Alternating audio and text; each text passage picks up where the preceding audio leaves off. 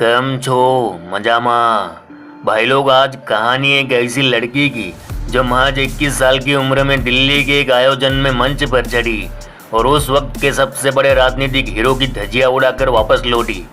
कहानी एक ऐसी लड़की की जो लगातार 3 बार लोकसभा चुनाव हारी और इसके बावजूद अपने मिशन से टिकी नहीं।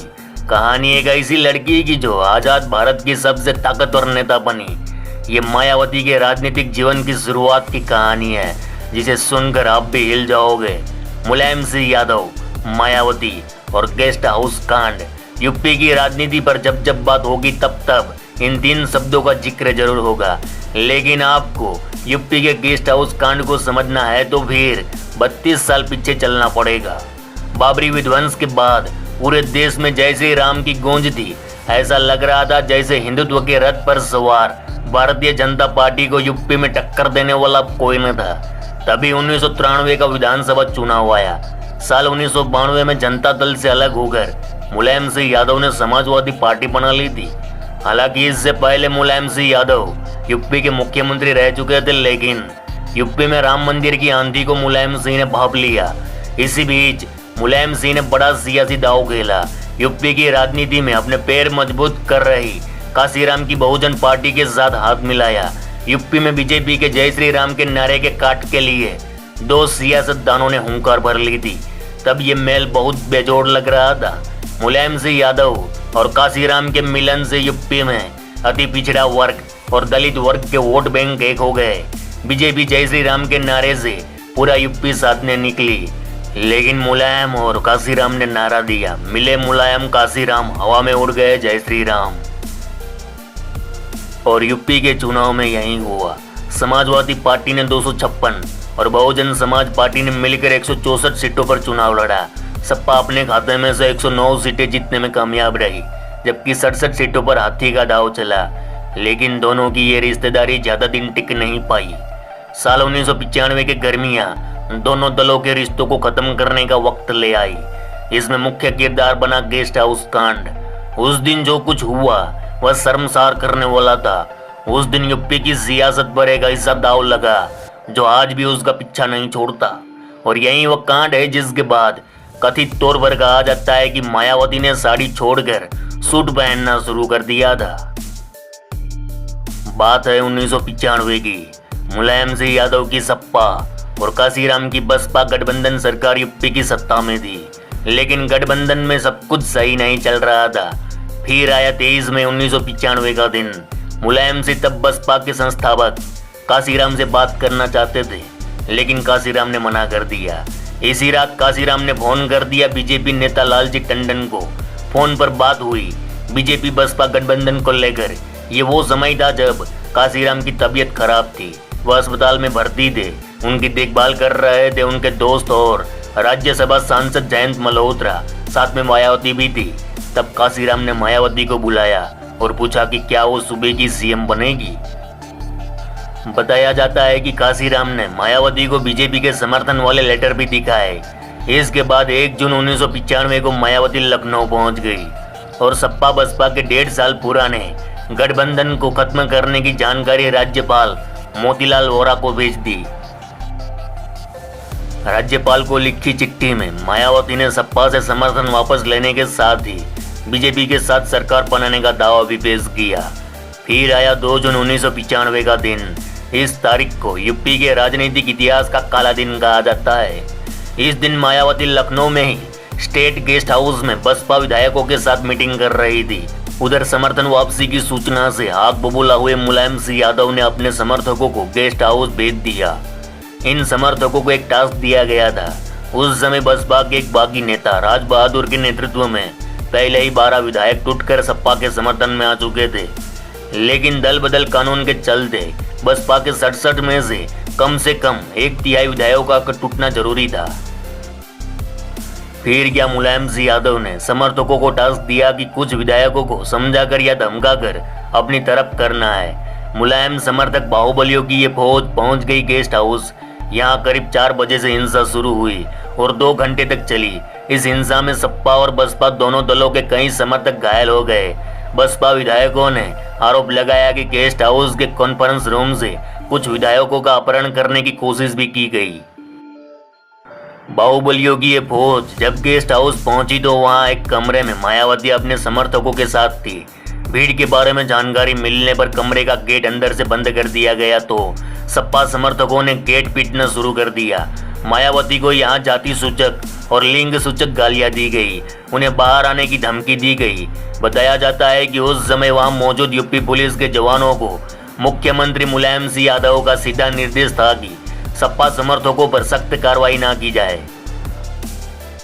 उस समय के कुछ प्रत्यक्षदर्शी बताते हैं कि वरिष्ठ पुलिस अधीक्षक ओपी सिंह वहां मौजूद थे, जो हमले को रोकने की बजाय सिगरेट पी रहे थे।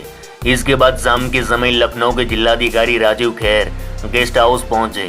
उन्होंने मुख्यमंत्री मुलायम सिंह यादव के मौखिक आदेश को नहीं मानकर डीएम ने पुलिस की मदद से बड़ी मुश्किल से वहां से भीड़ को हटाया।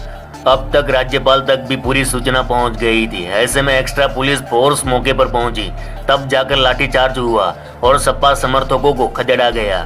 फिर मायावती कमरे से बाहर आई, ये सुनिश्चित होने के बाद कि सपा के कार्यकर्ता चले गए हैं। इधर मुख्यमंत्री मुलायम सिंह यादव का आदेश न मानने वाले जिलाधिकारी राजीव खेर का उसी रात 11 बजे ट्रांसफर कर दिया गया। बताया जाता है कि हालात यहां तक बिगड़ गए थे कि सपा कार्यकर्ताओं ने गेस्ट हाउस के अंदर बिजली पानी काट दिया था। विधायक काफी डरे हुए थे। बाद में काशीराम ने इसे मायावती की सबसे बड़ी अग्नि परीक्षा कहा। इसके बाद 3 जून 1995 को बीजेपी, कांग्रेस, जनता दल और कम्युनिस्ट पार्टी के 282 विधायकों के समर्थन के साथ मायावती ने आखिरकार मुख्यमंत्री पद की शपथ ली। देश में पहली दलित महिला मुख्यमंत्री बनी। रे मामा, इस कांड के बाद मायावती और मुलायम के बीच एक राजनीतिक लकीर खिंच गई। मायावती ने इसके बाद कई बार अपनी रैलियों में इस कांड का जिक्र किया। इसका जिक्र करते हुए हमेशा उनके चेहरे पर एक गुस्सा आ जाया करता था।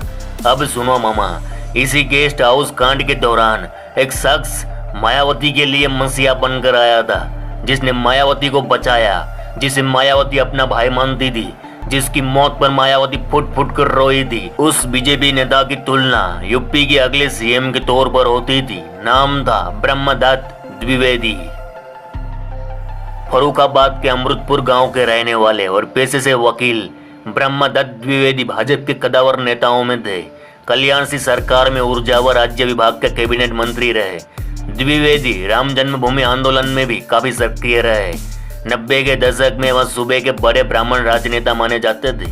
अटल बिहारी वाजपेयी के काफी नजदीक नेताओं में माने जाने वाले ब्रह्मदत्त के बारे में 93-94 में यह चर्चा आम थी कि द्विवेदी भविष्य के मुख्यमंत्री है। यह चर्चा यूं ही नहीं होती थी। उनकी तुलना उस समय के दिग्गज नेता मुलायम सिंह यादव और कल्याण सिंह से होती थी।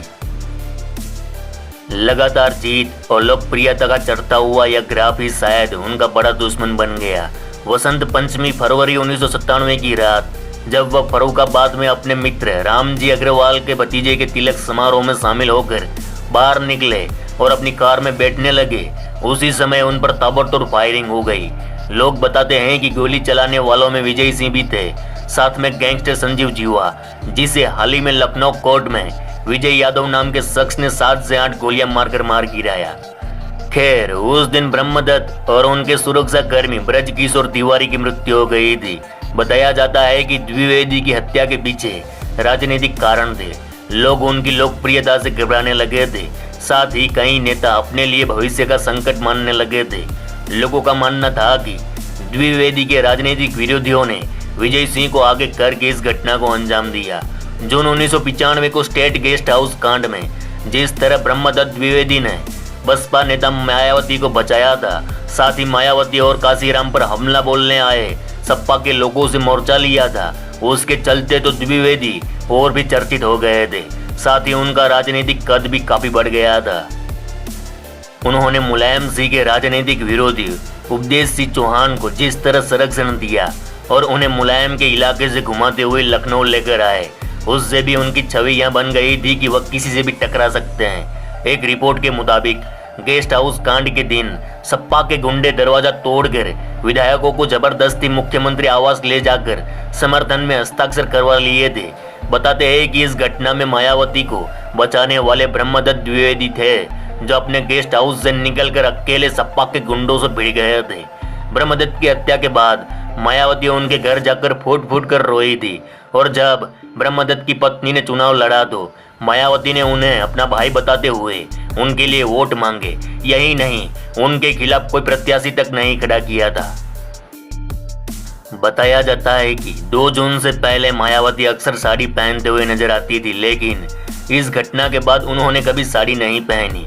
घटना के समय मौजूद रहे लोग बताते हैं कि उस वक्त उपद्रवियों के हाथ मायावती की साड़ी तक पहुंच गए थे। हालांकि इस बात की कोई ऑफिशियल जानकारी उपलब्ध नहीं है और ना ही इस बात का जिक्र मायावती ने अपनी आत्मकथा में किया है। अपनी आत्मकथा मेरा संघर्ष जीवन एवं बहुजन समाज मूवमेंट का सफरनामा में मायावती लिखती है कि मुलायम सिंह का आपराधिक चरित्र उस समय सामने आया जब उन्होंने स्टेट गेस्ट हाउस में मुझे मरवाने की कोशिश करवाई। उन्होंने अपने बाहुबल का इस्तेमाल करते हुए न सिर्फ हमारे विधायकों का अपहरण करने की कोशिश की बल्कि मुझे मरवाने का भी प्रयास किया। खैर, इस कांड की जांच के लिए रमेश चंद्र कमेटी बनाई गई। इसने अपनी 89 पेज की रिपोर्ट में गेस्ट हाउस कांड के आपराधिक षड्यंत्र के लिए मुलायम सिंह यादव को सीधे तौर पर जिम्मेदार ठहराया। रिपोर्ट में कहा गया कि योजना पहले ही बना ली गई थी और इसके लिए कुछ अधिकारियों को पहले ही लखनऊ ट्रांसफर कर दिया गया था। तो भाई लोग, सत्ता में बैठे मुलायम सिंह ने जिस तरह पावर का इस्तेमाल किया, एक महिला जो जातिगत अन्याय और विरोध से लड़कर प्रदेश की सबसे पावरफुल महिला बनी, एक नेता जो पार्टी पक्ष राजनीति से परे दूसरे दल को मुश्किल की घड़ी में रक्षक बना, तो इस पर आप क्या सोचते हो कमेंट में जरूर बताना। चलो इस गुज्जू भाई का राम राम, मिलते हैं फिर।